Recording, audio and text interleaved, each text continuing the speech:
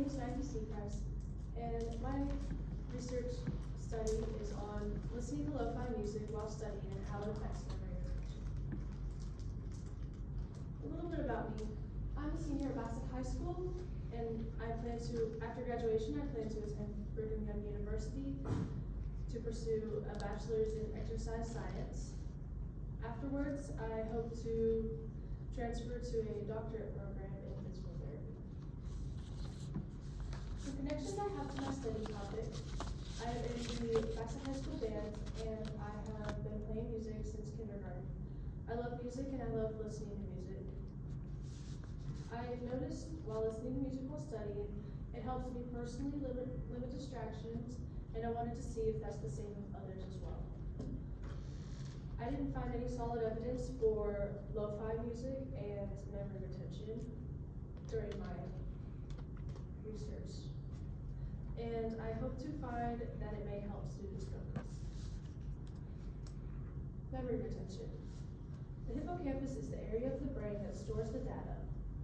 Connections keep information throughout the brain and help associate different subjects with other subjects. The interneuron processes transport information around the brain to connect pieces of information. There are many different ways to assist memory retention, which I will, such as writing things down and maybe reciting them verbally. Some different studying methods. Repetitive actions can help increase memory retention. In a study by Cropper et al., unilateral hand clenching helped participants recall information more effectively. Practicing in short intervals or studying in short intervals can also help retain the information. Creating obstacles while studying and raising the difficulty of the subject can also help. Some positive effects of music. There is a strong cultural and social significance of listening to music. In a study by Myrtle Kay,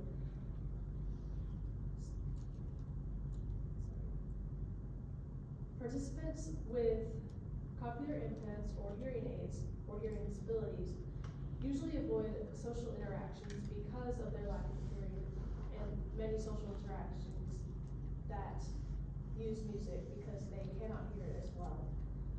Studies showed that when they listen to music, they talk to more people and they were more sociable. Music can also affect mental well-being positively. In a study by Singe, they studied the blood groups and how music affects the different blood groups. They found that O and B blood type generally have a higher mental health than the other blood types.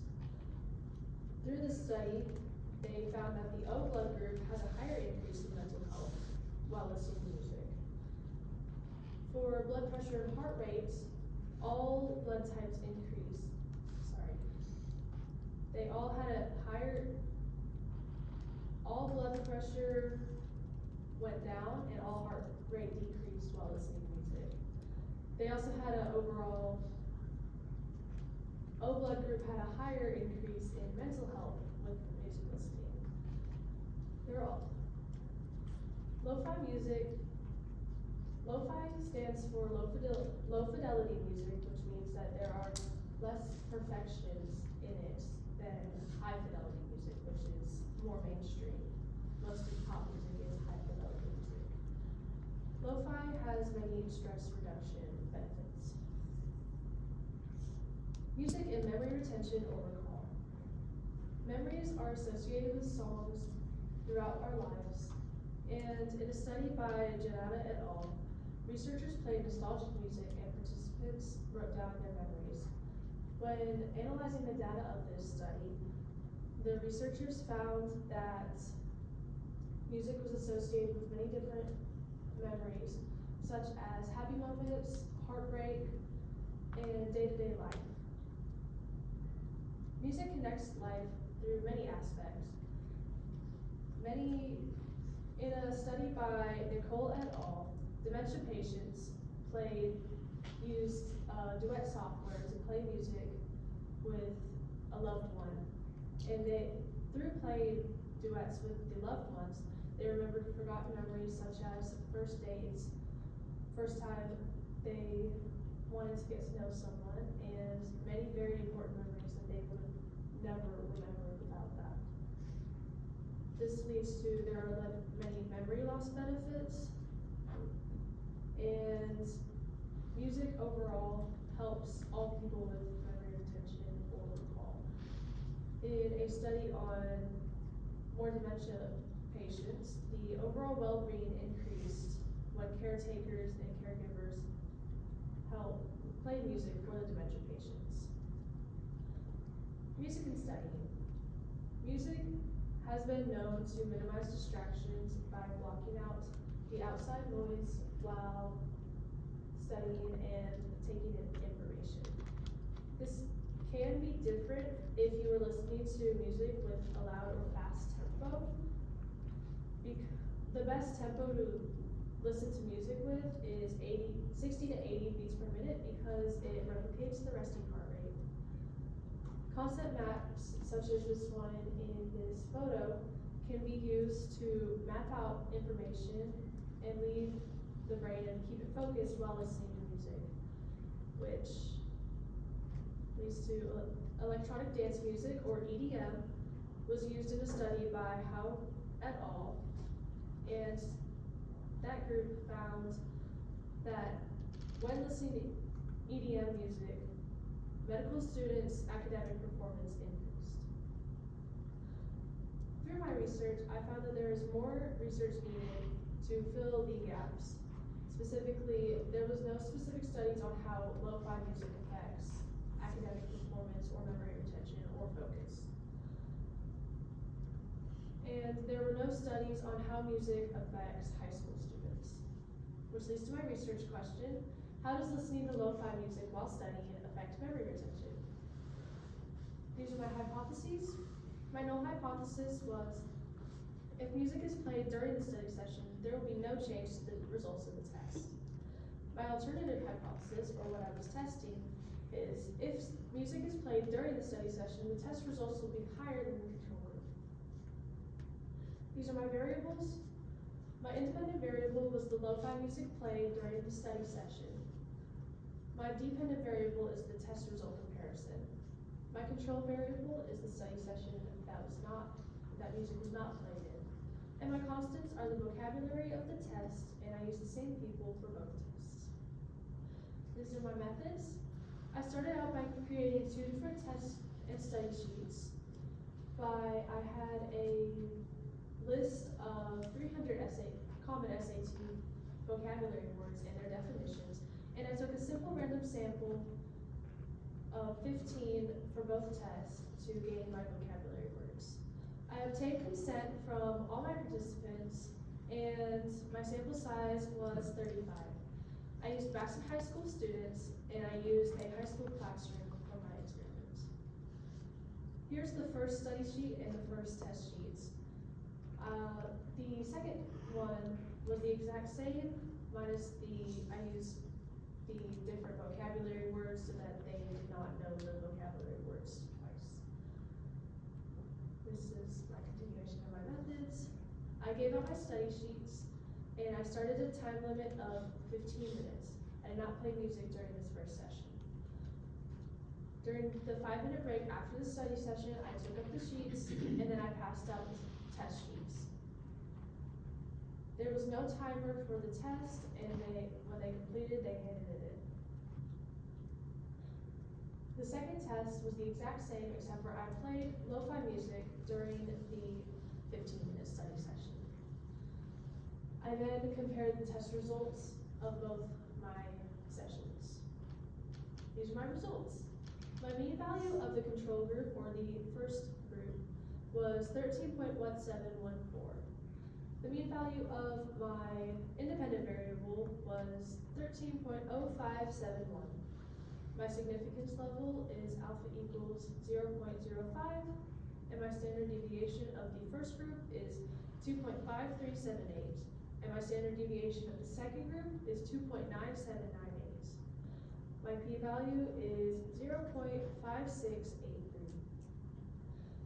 This is my graph for the control group test results. You can see that many people got perfect scores on it, while 3 people got a low score of 7 out of 15. And there were many people in the middle. This is the same with the music group. It shows that there were more people who got perfect scores. There were also more people, there were still 3 people who got a low score of 7, but there were also more people who got lower scores in the middle. Because the p-value is greater than the alpha level, there is no significant evidence that lo-fi music assists in memory retention. This is my discussion. This shows that my hypothesis cannot be proven through this study. Lo-fi does not correlate to memory retention, according to my study. And this is against the theories and research I found, because most of them showed that music aids in academic performance or memory retention. Regardless of what my p-value was compared to my alpha level, looking on an individual level, some people increased their scores significantly. Some people got perfect scores on both. Some people's results were the same on both tests. And some people actually decreased with music, which could mean that they were distracted. Some people it did help with, and some people it didn't affect at all. I did have many limitations for this study. I used one school compared to using more schools in more area, such as a county or statewide. My population size was more on the small end. It is recommended to have 30 participants. I had 35 participants. And I had one speaker in a very large group, which could have affected how some people heard the music compared to others. And the concentration level in the room was very poor. Lots of people were laughing, and I tried to keep that down, but high school students don't always listen, which leads to my future research. For the future, it would be better to have participants in a large area, such as a county or statewide, or even national. Having more participants, 100 plus or at least 50 plus, would help the normality of the results. Having personal headphones for each participant and keeping the decibels proper and the tempo of the music right and according to the recommended levels would help as well. And spreading out the Cs would hopefully increase concentration in the room. I have a couple of takeaways in this experiment. So I learned that I need to manage my time better and keep what I need to do in a timely manner. And this has helped me increase my confidence in presenting. I've never been very good at presenting, but I have improved. I did find that I enjoy creating presentations, and I find that enjoyable. And it showed me that I need to work on my work ethic. Special thanks to my teachers, specifically Mr. Harris, for letting me use his room and supervising the study. Thank you to Mr. Minter, the Vassar principal, for allowing me to have my study at the school. Thank you to all my participants, and thank you to the audience and judges for listening to my presentation. Are there any questions? So you had mentioned distractions probably was an issue. Do you think that if you seated everyone so that they couldn't see one another help? Or do you think it wouldn't have made a difference at all? I think it would. I think it would definitely help the concentration levels, and they wouldn't be distracted while they are answering their questions. I think a good way to go about keeping them so they can't see each other would be the dividers that we use for SOL testing, like the little trifold things that like block view from other people, and I think that would be a good way to do it.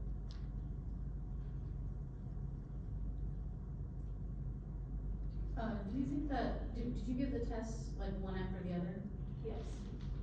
Do you think that maybe that could have caused, like maybe they got bored or they were kind of like sick of it or over it or tired from the first one?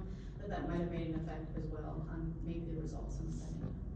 Yes, so I actually planned on doing them 2 different days at the same time, but due to time constraints and availability of the rooms, I wasn't able to do that.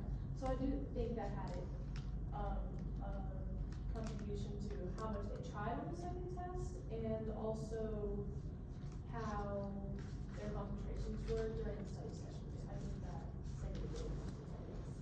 Thank you, and I also think too that maybe if you could randomize, like, if some of the group got the music first on the first test and some of them got the, that randomize that too, to try and get rid of some of that possible variable. Yeah, very cool, thank you. Thank you, Maggie.